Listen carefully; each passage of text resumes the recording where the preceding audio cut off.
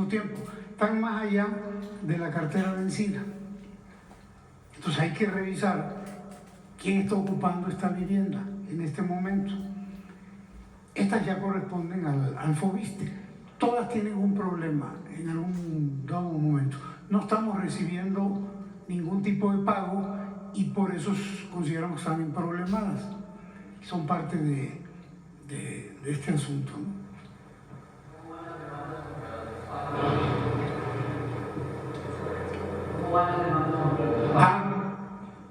Traemos ya más de 40 demandas que ya ingresaron y estamos trabajando en un universo muy grande de demandas, más de 3.400 demandas que tienen que ver con los juicios masivos, que tienen que ver con las ventas múltiples de casas, con los coyotes. Por eso es tan importante el tema de los coyotes, que tienen que ver con algunos funcionarios del Infonavit que se prestaron a estas prácticas fraudulentas, que tienen que ver con dinero que se le dio a empresas constructoras que se propusieron para la vivienda en el Infonavit, se les dio dinero, nunca construyeron las casas. Estamos trabajando con la Consejería por órdenes de la Presidenta, con la Consejería y con Fiscalía para armar y ser muy sólidos con las demandas y no las reboten. Son parte de esto.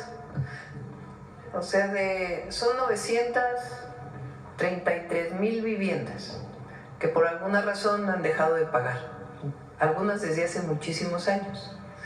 Entonces, lo que tiene que revisarse con el censo es cuáles están abandonadas, cuáles están ocupadas, si están ocupadas por quien solicitó su crédito pero no está pagando, si están ocupadas por alguien más que no es la persona que solicitó originalmente el crédito, cuáles fueron demandadas y la persona que solicitó el crédito ni siquiera sabe que ya no le pertenece la vivienda porque en el pasado fueron juicios que se hicieron en otro estado de la República y nunca fueron notificados.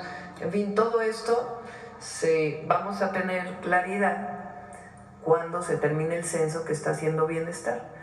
Y ahí vamos a poderles decir realmente cuáles están abandonadas, cuáles están ocupadas, y de las que están ocupadas, quiénes son, si son quienes originalmente pidieron el crédito o no, o están ocupadas por otra familia por alguna razón.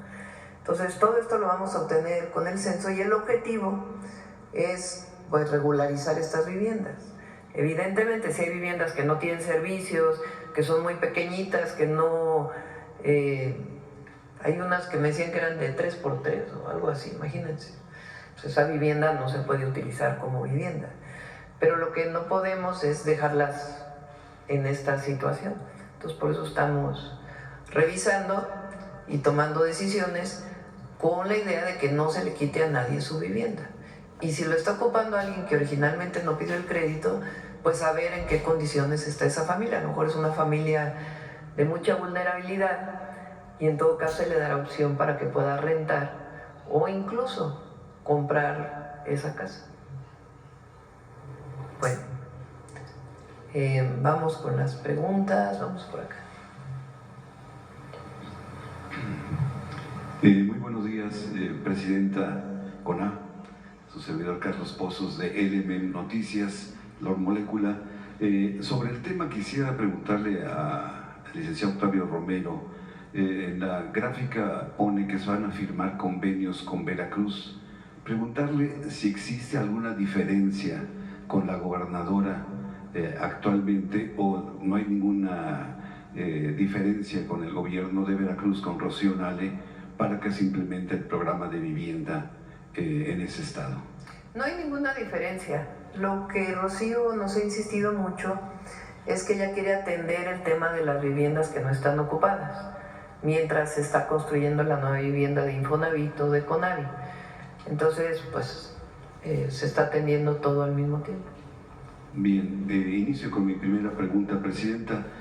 Dando seguimiento a un tema que ha sido ampliamente expuesto desde la administración del expresidente Andrés Manuel López Obrador, es la deuda de Pemex y el pago a proveedores sin solución real y me permito plantearle la siguiente actualización.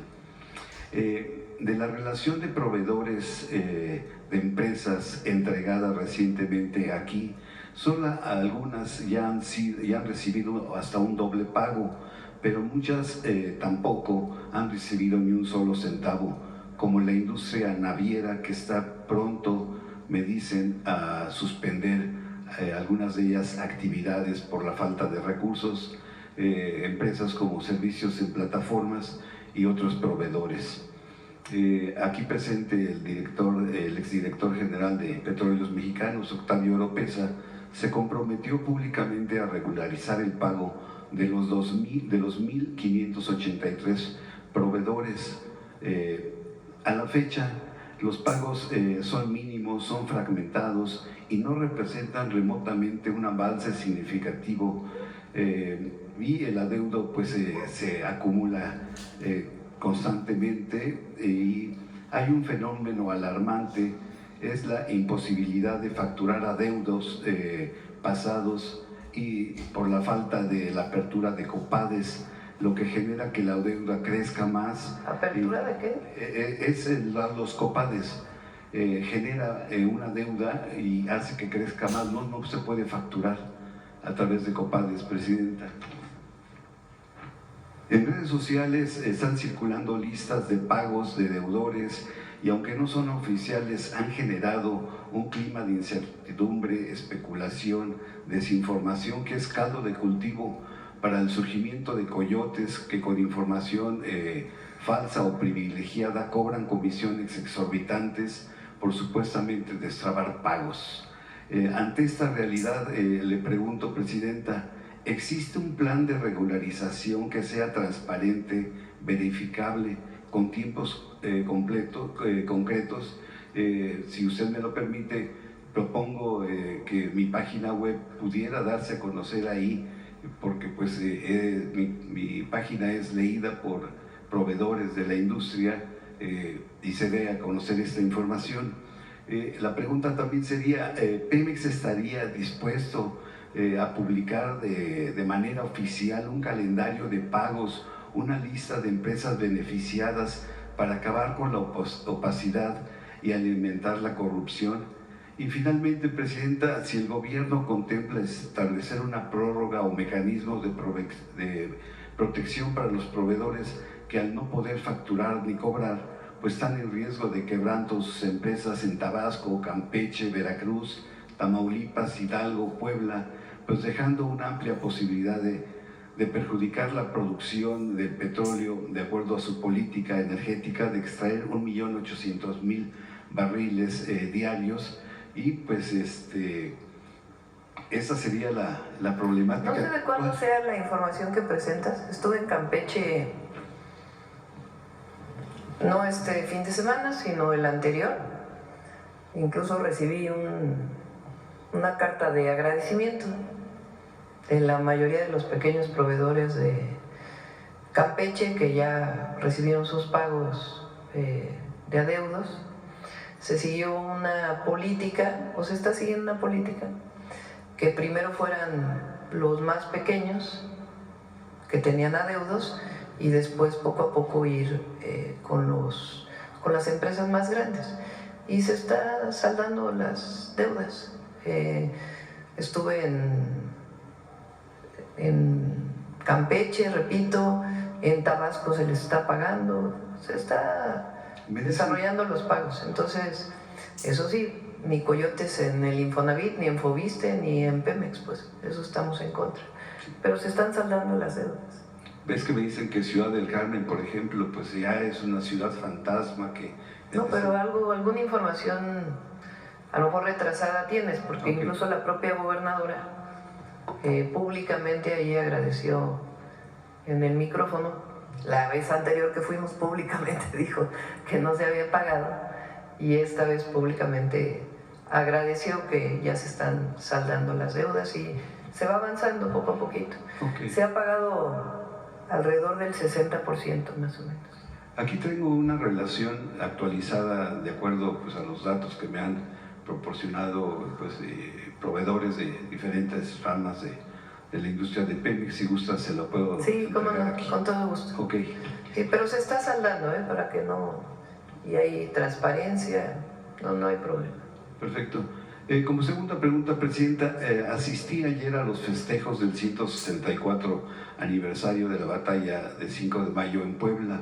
En ese marco, Alejandro Armenta, gobernador del estado, en su mensaje considera que su presencia en el desfile tuvo mucho simbolismo y que hay que entender y leer entre líneas y saber leer su presencia.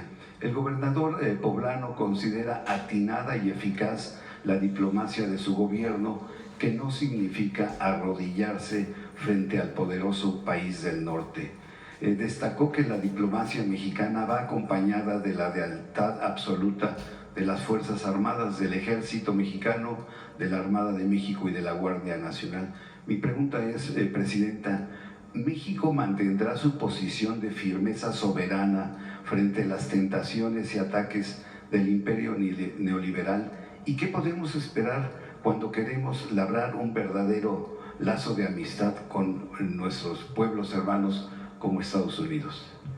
Bueno, primero, ayer lo mencioné en el discurso, pero aprovecho para mandarles un saludo a todos nuestros hermanos migrantes que festejan el 5 de mayo. Es una fecha simbólica para las y los mexicanos en Estados Unidos, incluso más a veces que el 15 de septiembre. Entonces, nuestro cariño. Los viernes vamos a dedicar una parte de la mañanera, vamos a seguir insistiendo de lo que las y los mexicanos aportan a Estados Unidos. Viene la segunda parte de la película de Un día sin mexicanos. El viernes vamos a presentar algo de ello. Entonces, primero, nuestro cariño, nuestro apoyo siempre. Ya ayer tuve la reunión para la revisión de los consulados, ya tomamos una decisión. Ya este mes se les va a convocar para hacer su capacitación y ya lo vamos a informar para fortalecer la atención.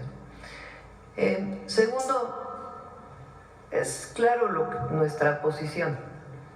Nuestra posición siempre ha sido de defensa de las y los mexicanos, de nuestra soberanía, de nuestra independencia, de nuestras libertades y nuestra democracia, aunque algunos todavía creen que democracia es el dedazo del presidente, como en épocas anteriores.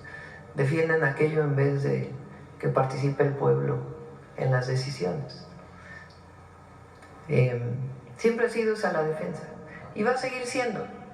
Y hasta ahora, con sus características actuales, con la administración del presidente Trump, pero ha habido muy buena comunicación y hasta ahora ha habido respeto. Entonces eso es lo que nosotros siempre hemos solicitado, siempre hemos dicho, y continuar con las pláticas. El día de hoy, por ejemplo, el secretario Ebrard está en Washington en una reunión con el secretario de Comercio de los Estados Unidos para ver distintos temas que todavía están pendientes y avanzar todavía más. Entonces hay muy buena relación. Entonces no hay fractura en las relaciones con Estados Unidos. No.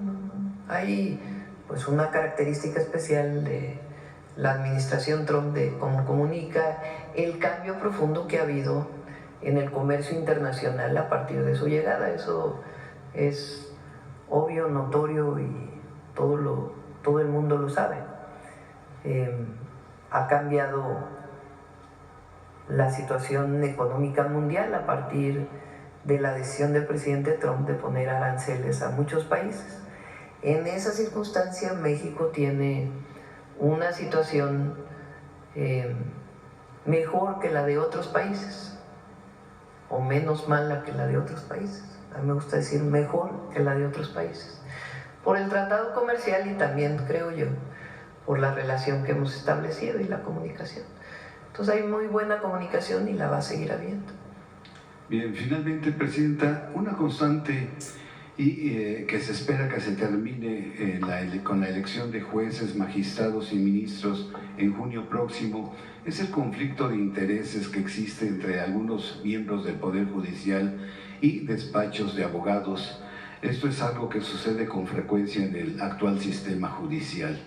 En este espacio, por citar ejemplos, está el caso del señor Arturo Gómez Lara, quien permanece en prisión preventiva en Torreón, Coahuila, desde hace 18 meses. De enero pasado a la fecha, autoridades federales han buscado intervenir solicitando en más de 5 ocasiones el expediente, a lo que se ha hecho caso omiso. Presidenta, el asunto está bajo el control del Poder Judicial de Coahuila y cuyo magistrado presidente es Felipe Meri Ayub, que por cierto participará en las elecciones de junio. El organismo a su cargo ha negado a acatar la instrucción del Tribunal Colegiado Federal y ordenó al juez José Manuel Borrego Rodríguez quitar la prisión preventiva por considerarla excesiva. El juzgador sí la quitó, pero al final de la misma audiencia la volvió a imponer el mismo juez que se opuso a entrevistar a 2 testigos claves para la liberación de Gómez Lara. La pregunta en sí, Presidenta, a 25 días de las elecciones del 1 de junio, ¿la reforma al Poder Judicial acabará con esos jueces, magistrados, ministros conservadores que tanto han dañado al pueblo de México? Pues depende del pueblo, depende de la gente. ¿Por quién va a votar? Lo importante es que va a votar. Por ahí hay otra cancioncita, que estamos de cancioncitas. A ver si... Ayer me la presentaron una cancioncita de promoción de la votación del 1 de junio. Para ponerla, lo importante es que participe la gente. Que la gente participe, que se informe, que sepan los perfiles, que conozcan pues quién es quién y puedan ejercer su voto libremente. Ya estamos a 25 días. Estamos a 25 días. Ha subido mucho el conocimiento de la votación del 1 de junio. Hace como 3 meses solamente el 30% sabía y ahora está como en el 60%. Entonces todavía hay que difundir más, pero ha subido el conocimiento de que el 1 de junio hay votación. Entonces, pues vamos a seguir informando aquí en la mañanera y que el INE pues también promueva más el día de la elección y todos a participar. Bien, muchas gracias, Presidenta. Gracias. Sí tienes la cancioncita del 1 de junio.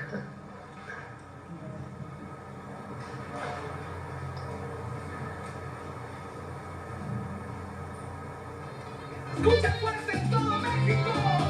1 de junio, 1 de junio, la justicia nos llama, tú tienes que estar. 1 de junio, 1 de junio, votemos por un nuevo poder judicial. Es una elección histórica, no te puedes quedar atrás.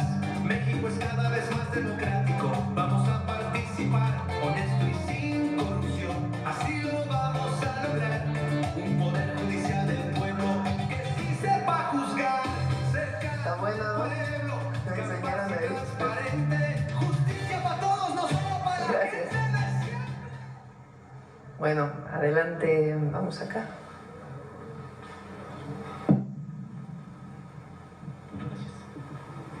Buenos días, Presidenta. Buenos días. Buenos días, servidoras, servidores públicos. Buenos días a todas y todos. Sosimo Camacho, de Luces del Siglo y del noticiero Luces Mañaneras. Presidenta, hace algunos días la Suprema Corte de Justicia de la Nación decidió no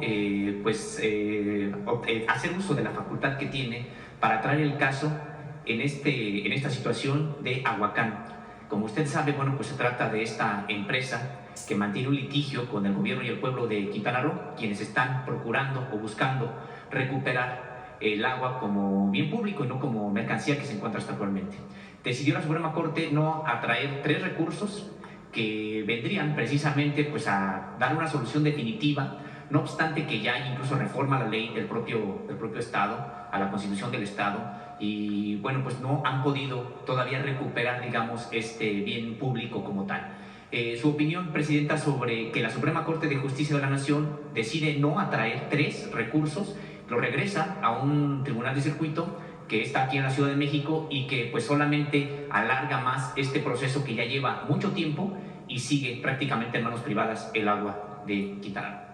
había ganado el gobierno del estado un amparo muy importante. Pues ahora que regresó, más allá de la opinión de la Corte, que hubiera sido bueno que ya hubieran tomado una decisión, pues que este juzgado de distritos pueda revisar bien el caso y poner por encima de todo lo público y el bien de la gente y el agua como derecho humano. Entonces vamos a esperar a ver cómo avanza, pero es muy importante. Fíjense, es una privatización que se dio hace tiempo.